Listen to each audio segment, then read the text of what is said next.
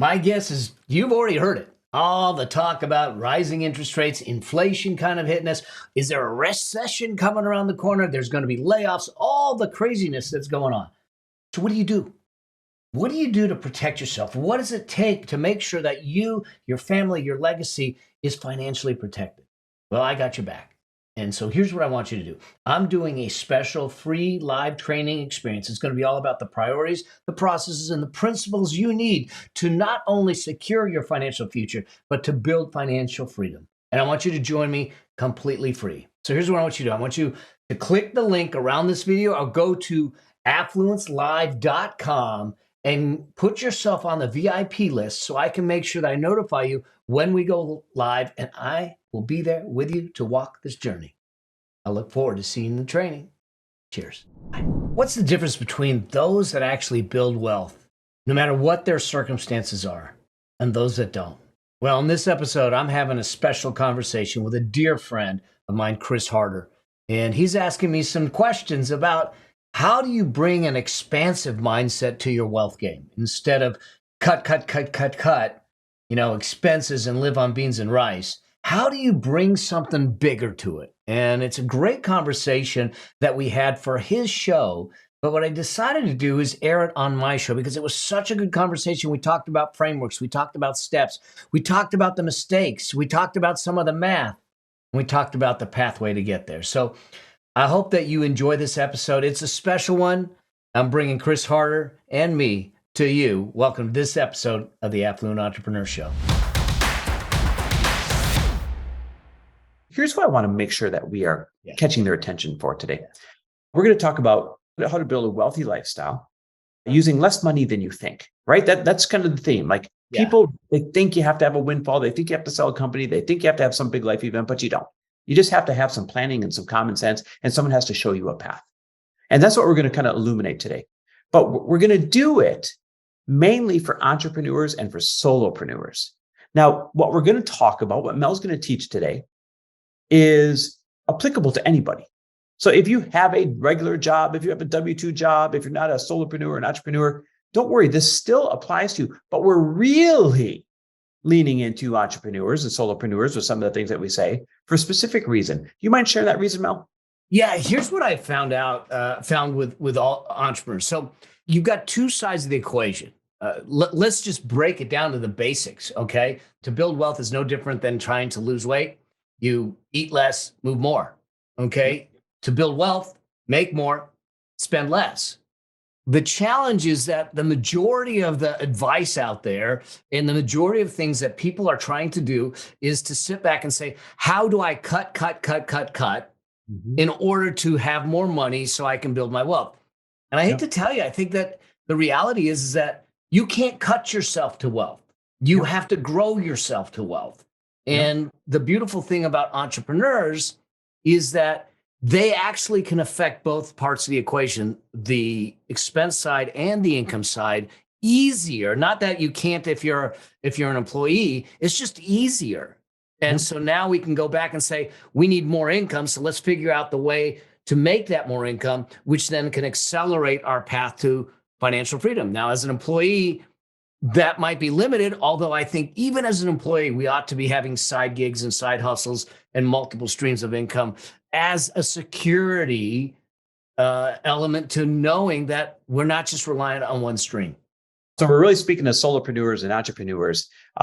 Mel is a very successful accountant by background. It's not like he is an accountant today. He's not sitting there doing somebody's taxes, but his background, he owned a huge accounting agency back in the day. And that's always been his trade in the past. And today he's just trying to help as many people as possible, realize, wait, you don't need a big windfall. You don't need a big win.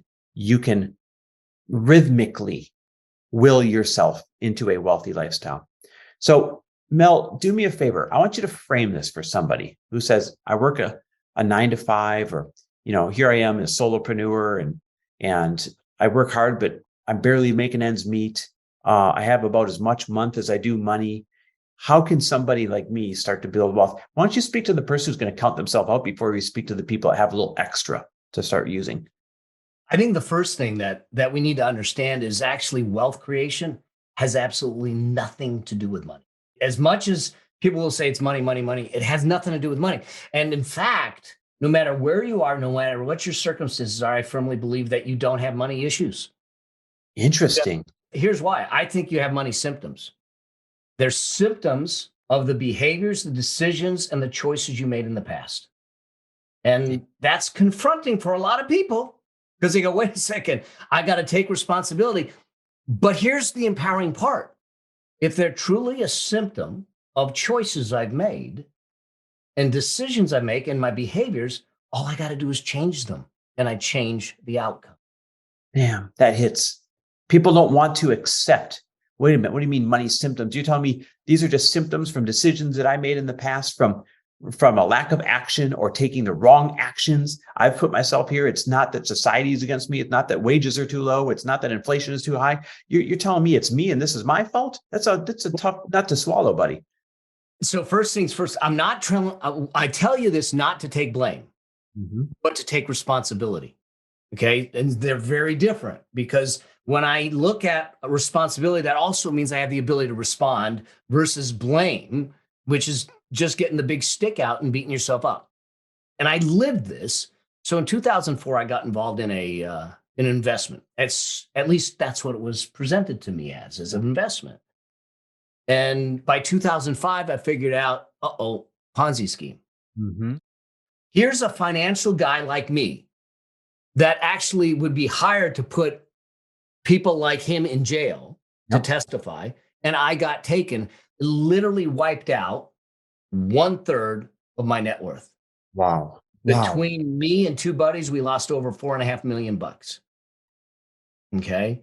So I'm not exempt from bad choices. I'm not exempt from bad decisions. I think that I've probably lost more money than some people make in a lifetime.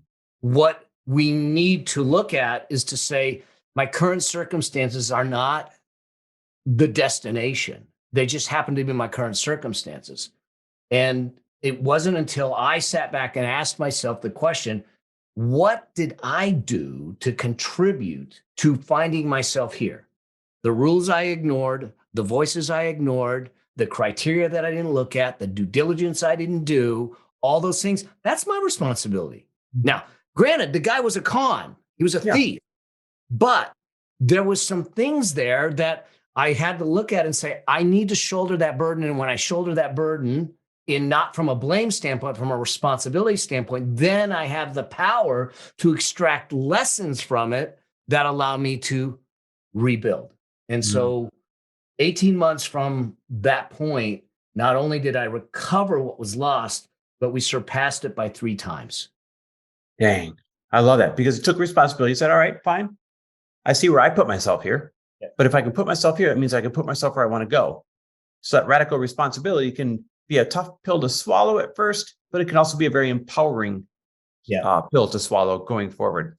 You have something called the wealth priority ladder. I think this would help to start position people into why they can recover from any decisions that they've made, no matter what age they are, and still end up on the positive side of a financial life that they want to live. Why don't you start walking us through this a little bit?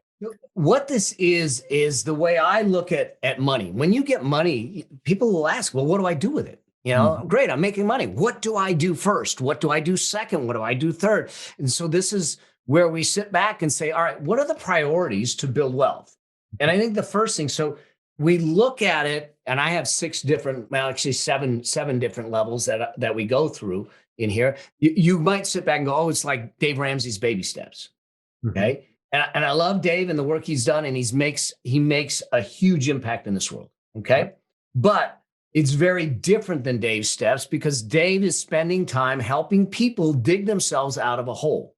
Most of the people are sitting back and saying, I'm in a hole. How do I get out? So the way they're doing it is let's cut things.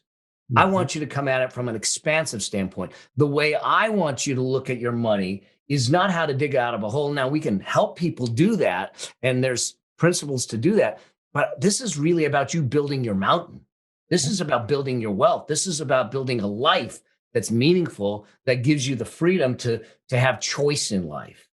I love Dave. Obviously, #1 financial show in the world and a lot of great advice. You can't poke holes in in the fact that he is legit. But the thing that I've never been able to resonate with is this cut back beans and rice mentality that he promotes no matter what situation someone presents to him, instead of teaching people to get bigger than the financial problem in front of them, right? Without a doubt. And it's a dangerous mindset, and it's a dangerous default to build. You don't want to build a default of, oh, something happened. What else can I get rid of? Oh, something else happened. Oh, what else can I strip myself of? Oh, here's another one of life's things happened. What else can I cut back on? Because pretty soon you run out of things to cut back on, and you train yourself to say, how do I get smaller? Yeah. But Mel, what you do, and what I've always been a fan of, is training yourself.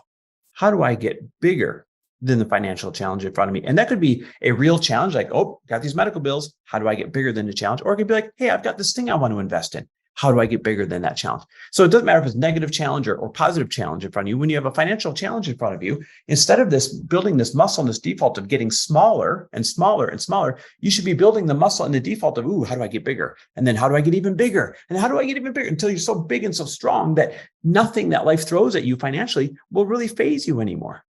You're so on point. It's the difference between looking at something and saying, God, I wish I could afford that, and saying, how can I make it affordable? Yep. Ooh, I need that. How can I make it happen? Yeah. I love it. Okay. So continue on. The first phase is I want people to have breathing room. So the first thing I want people to do is get at least $1,500 or 1 month's expenses in a high yield cash account. This isn't an emergency fund. This is literally, I don't have to go break the glass. I don't have to go into debt if the transmission breaks. This is simply to sit back and say, how do I make sure I have that? The one way that I'll have people do this and is that they sit back and say, well, how do I get the $1,500 or my 1 month's expenses? Well, I'm betting, like, if I went right behind me and looked at all the technology I got sitting in there that I'm not using, I'm putting that on Facebook Marketplace, I can come up with $1,500. Yeah. And it is a one-time thing that just gives you some breathing room. So now we can sit back and say, now let's look at the rest of it. Because I know that for the most part, if there's a medical issue, I've got deductibles covered. If there's a car issue, I've got that covered for the most part without going deeper into debt. So that's the first stage, is to sit back and say, let me get my comfort fund in place, $1,500 or 1 month's expenses. Okay. And is it whichever's greater? $1,500 or 1 month, whatever's greater? Whichever's greater. Right. So if somebody has 1 month of expenses of $4,500, they need to get bigger than the problem, right? We're talking about growing, not shrinking. And they need to get radical and find a way. I got to go find a way to create $4,500 and put that into a high yield savings account. Yep. And now you've got that comfort fund in place. And now we can tackle the next phase, which is where we're actually looking at, do I have consumer debt? And do I have what other people call an emergency fund? I call it peace of mind fund. Okay. And the reason I use peace of mind fund is when I have the right amount in there, I just have peace of mind. I'm okay. The market went down 20%. I'm fine. When 2022 hit, we had a 22% decline.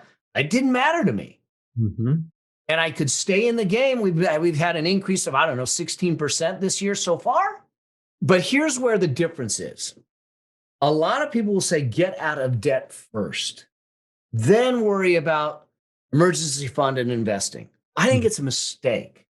Okay? This is where you differ from Dave. So keep going. Yep. So I think it's a mistake because debt management is, and I want you out of debt, but debt management is a different muscle group than wealth creation. And here's the other thing we know.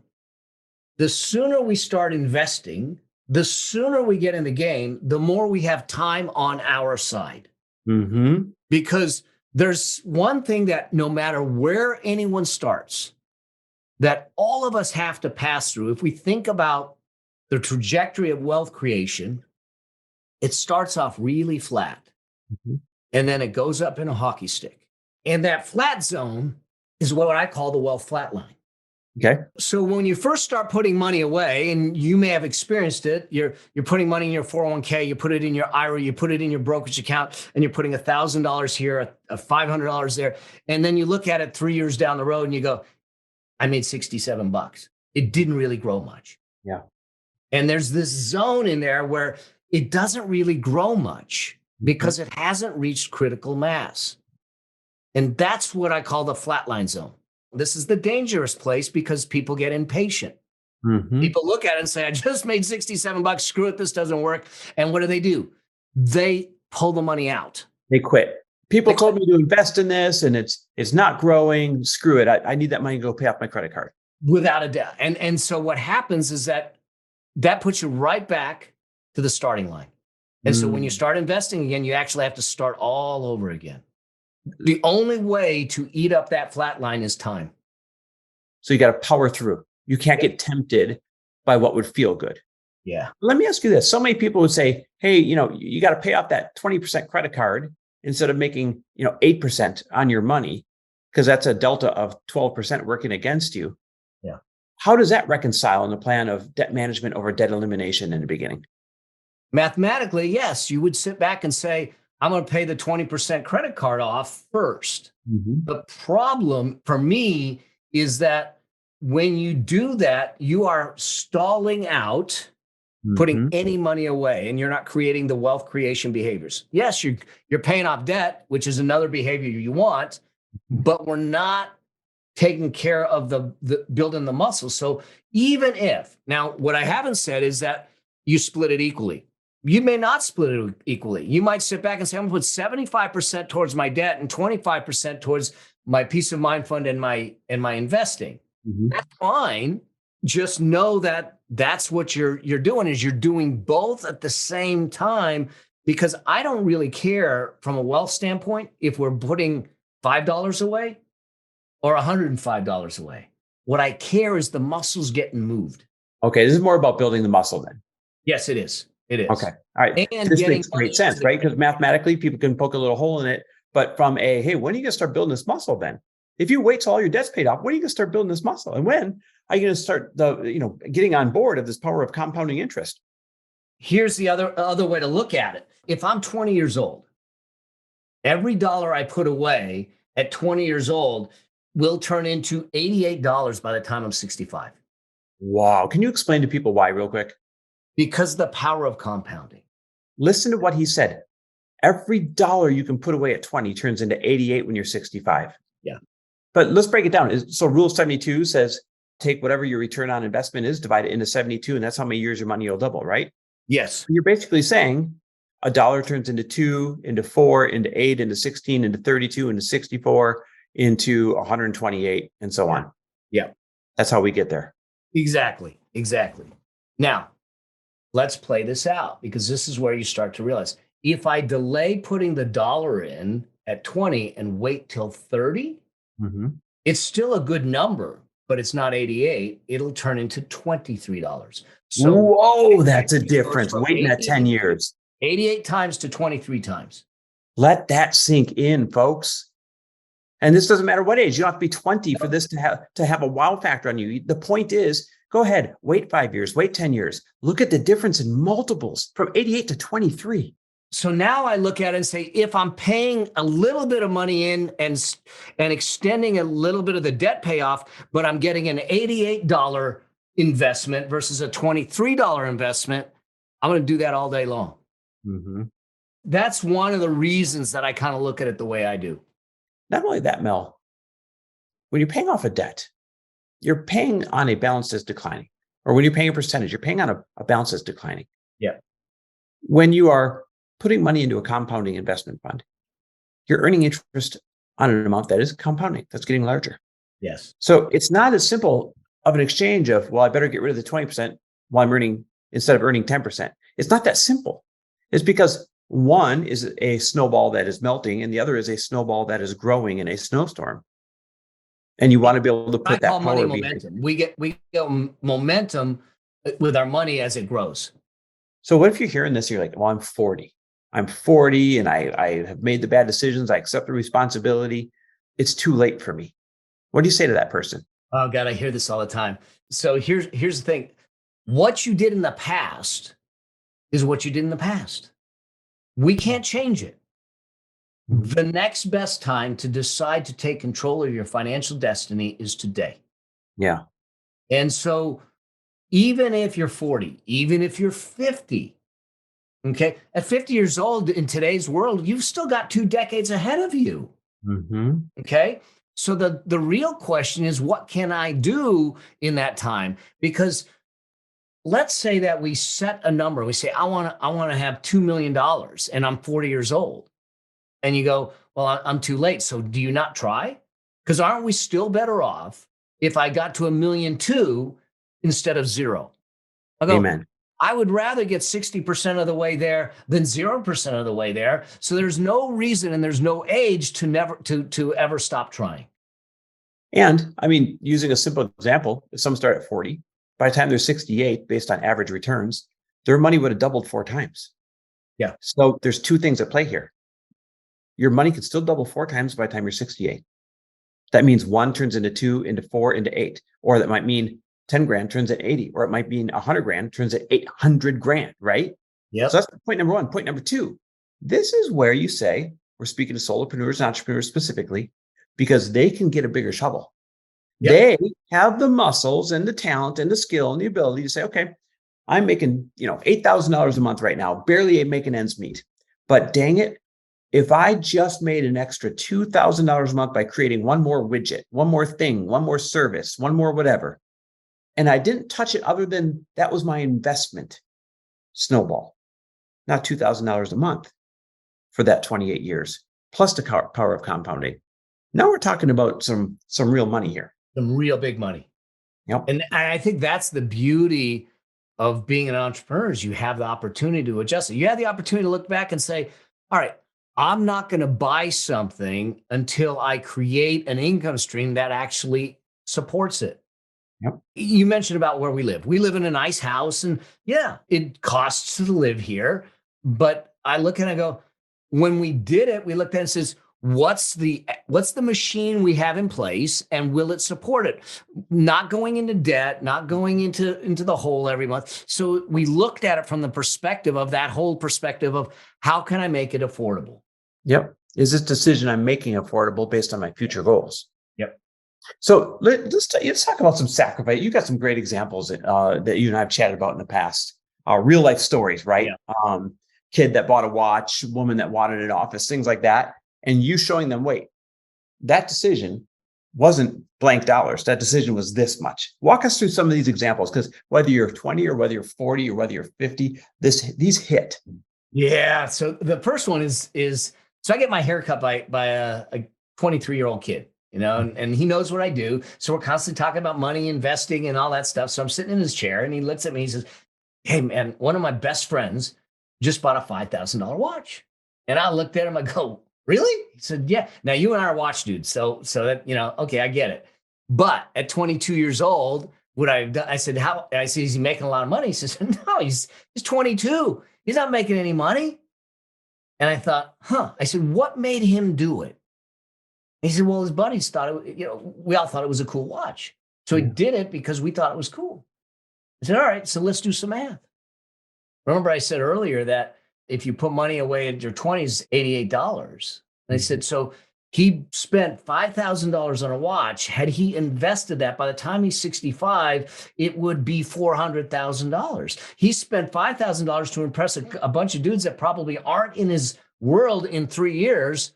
And I look at it as he's foregone $400,000 out of his financial future. Wow. That's not a $5,000 watch. It's a $400,000 watch. In that It example. is. And I don't want people to take away, well, Mel's saying not to spend. I actually am not someone that will ever tell someone, well, not very few times will I tell someone not to spend it. All I'm saying is if you're going to spend, make it intentional, make it conscious, and be completely aware of what the overall cost is. Because every money decision we make today should be in service of the lifestyle and the financial future we want tomorrow. Mm-hmm. Yep. Amen. Okay, so that's a great example. You got a office example. Someone's like, hey, should I upgrade my office? This one happens. This is as an accountant, I used to hear these kinds of things all the time. And so I happened to be speaking at an event and this person raised their hand to ask a question. And she says, I'm thinking about getting a new office. And I said, cool. She goes, it's going to cost me about $20,000 more a year. And I said, great. I go, do you need the new office? She goes, no. I said, okay. So then why are you going to get the new office? Well, I like it. I can afford it, but it'll save me in taxes. Yeah. And I said, okay, so can we break this down? Because there's two things here. I said, so you're willing to spend $20,000 to save taxes, but your deduction will save you only, if I just do the math, $7,000 in taxes. Just spend 20 to save 7. Exactly, because I'm assuming a 35% rate. So, Yep. so in the end, she saved $7,000 in taxes, but she spent 20. In the end, she's still $13,000 out. Yep. Then I said, and to you, you're looking at this $20,000 over a couple of years as I can afford it is 20,000, but you don't need to spend it. What would happen if I put $20,000 away and let it grow? Mm-hmm. Well, at her age, it was going to be 23 times. Whew. So wait, $20,000 times 23, if I'm doing the math right. 460. Yep. It's another $500,000. So we have a $400,000 watch and a $460,000 office upgrade, except people saw it as a $5,000 watch and a $2,000 a month office upgrade. Yeah. And you touched on something. So basically we saved almost $1 million right there in those two examples. By the way, my life has been ridden with examples of what not to do when I was young. All of these exact same decisions. It's like you're describing me to a T, by the way. So if someone's hearing this is not finger pointing. This is, again, acceptance of, well, nobody opened my eyes this way until this exact point in my life. So now, who cares what I did in the past? I can do it better if I decide to in the future. That's what this is really about. It really is. And just so everyone realizes, I'm you. I did the same thing until I started to understand it and run things through this new financial filter. Yeah. Because you know us, we're certainly not living on beans and rice. We travel, we're taking off to Scotland in October, and we're staying at a nice hotel. We're traveling first. I mean, so it's not that we're not spending money, but we're very deliberate on the things that actually matter to us, that give us joy, that give the richness to our life, and we're willing to spend on it. And we do it wholeheartedly and without guilt. And you can do that with confidence once you know the financial rules. I think that's the kicker is people are like, screw it, it's intimidating, so I'm just going to live a good life. Or they're like, I'm going to cut back because I'm scared of any decision to any buying. So I'm just going to live this life of nothing and cut back, cut back, cut back. Neither one has to be the answer. The answer is become educated. It's not as intimidating as you think. And once you have that education, now you can make these these decisions in confidence. What is for me and what is not for me based on my future goals. You said something, I don't want to skim over this. Talked about the allure of a tax write-off. You know, I see people out there giving advice all the time. Buy a 6,000-pound vehicle. G-Wagons count. And by the way, we have a G-Wagon, but we didn't buy it for the tax write-off. G-Wagons count as a tax write-off. And that's why you should rush out and give all these stupid TikTok advice individuals. Right? They're all over reels too. It just makes me cringe when I see it. So technically speaking, are they right? Yes, you can. If you can show the need, you can write off a 6,000-pound vehicle. But are they right in that this is the move you should rush out and make? Well, no, because you have to spend $250,000 to get a G-Wagon just to save what, $100,000? Probably. So someone came up to you on the street and says, "Hey man, I got a deal for you. You give me $250,000. I'm going to give you a suitcase with $100,000 back. Do we have a deal?" You'd say, "Hell no, get out of here." I would do it all day long with them if they wanted me to do that. In reverse. I'll give you 100. Yeah, exactly. Here's what I would do instead. And in fact, I do this. I opened up a defined benefit plan, which is a pension plan that gives me the ability to put more money away. So instead of putting $250,000 into a G-Wagon, I put $250,000 into a defined benefit plan, get the tax deduction, but keep the money, let it grow, tax deferred. And then when I take it out down the road, it's part of my wealth. Yep, absolutely. But what do you drive? Do you just walk everywhere then? Me, I do drive a Tesla. I mean, we have examples all day long that we could share. The point that we're trying to make is if you become educated, you don't fall for the bad advice. If you become educated, you get to make these decisions in confidence, not out of scarcity. And when you build the muscle of, hey, let's get bigger than the problem, part through our education, part through our action, instead of just cut back to the point where all we know how to do is cut back. And now we're too small to handle any problem. When that becomes your default, you become unstoppable financially. Did you know that there are 9 accelerators that can put your wealth creation in overdrive?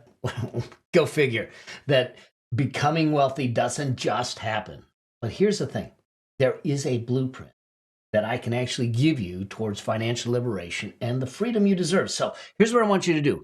I want you to register for my upcoming free 3-part live training experience where we start to build real, sustainable affluence. This is going to be all about the priorities, the processes, and the principles you need to build financial freedom, and it's free. Click the link. You'll be the first on the list to get notified when this thing goes live.